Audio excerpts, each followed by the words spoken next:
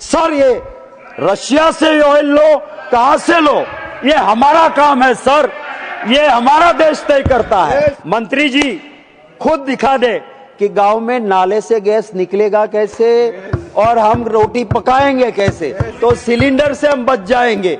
एक युद्ध चल रहा है, विदेश नीति में हम फेल रहे, हमें भुगत रहा है, तो उस वक्त पे कम से कम इतना तो बता दें कि नाली से गैस निकलेगा कैसे और रोटी पकेगी कैसे, तो जब बात बनेगी। मेरी बहन यहाँ पे संगीता बहन बहुत अच्छा बोल रही थी, विदेश में इज्जत बढ़ गई।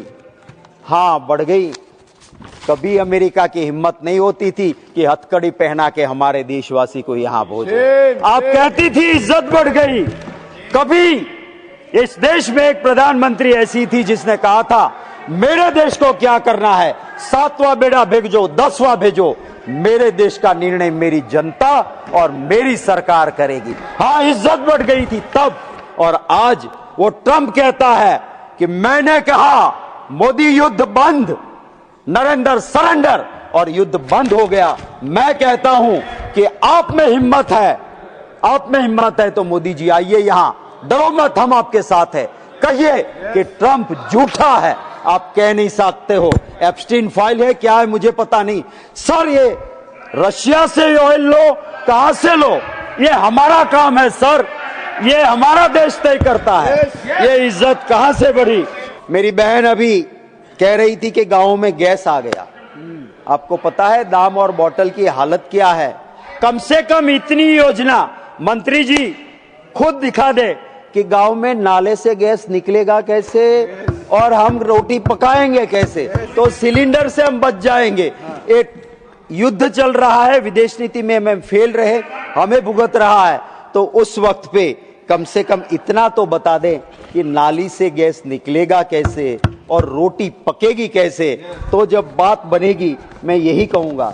सर मैं चंद लाइनों के साथ एक और बात कहना चाहता हूं। एक और गांव के खेत अदानी के उद्योग ने निगल लिए, एक और गांव के खेत अदानी के उद्योग ने निगल लिए, एक और गांव शहर की वसीयत में खो गया। सर आज गांवों की जो हालत है, गांवों की हालत यह है सर कि गांव टूट रहे हैं, और ये क्यों हो रहा है। मंत्री जी आप कभी आइए और देखिए कि गांवों में क्या हालत है। हम तो गांव में रहते जीने वाले लोग हैं। इस देश में अगर गांव मजबूत नहीं रहेगा, कोई मजबूत नहीं रह सकता है। किसी इंडस्ट्रियलिस्ट में ऐसी ताकत नहीं है कि वो ऐसे दाने पैदा करे कि जिसकी रोटी बने और इंसान के पेट की भूख मिटे। कोई इंडस्ट्रियलिस्ट ऐसा नहीं कर सकता। कोई इंडस्ट्रियलिस्ट में ताकत नहीं है कि कोई ऐसा केमिकल बना दे कि एक दूध की बोतल में भर के उस बच्चे को दें तो बच्चा रोता शांत हो जाए, उसके पेट की भूख शांत हो जाए। अगर जरूरत है ग्रामीण विकास में जरूरत है तो उस किसान को मजबूत करने की जरूरत है तो उस किसान को आपको उसकी चिंता करनी होगी। आप काले कानून लेके आए किसान को मारने की, तो अच्छा हुआ। मैं नमन करता हूं उन हरियाणा, पंजाब और देश के किसानों का कि जिन्होंने शहादत दी। ऐसे जज्बे के साथ वो लड़े कि आपको काले कानून वापस लेने पड़े, वरना आज किसान और बर्बाद होता। आपने अमेरिका से जाके ट्रीटी की, क्या फायदा होगा। आपने कभी सोचा है कि हमारे देश की किसानों की हालत क्या होगी। और इसकी बात जब हम करते हैं आप पसंद नहीं करते हो। अरे शासन तो आता है, शासन तो जाता है। आपको तो लोग मामा कहते हैं, आप ऐसे मामा बनिए मंत्री जी कि लोग दिल से कहे, वरना मामा तो वो कंस भी था, लोग आज उसका नाम नहीं लेते हैं।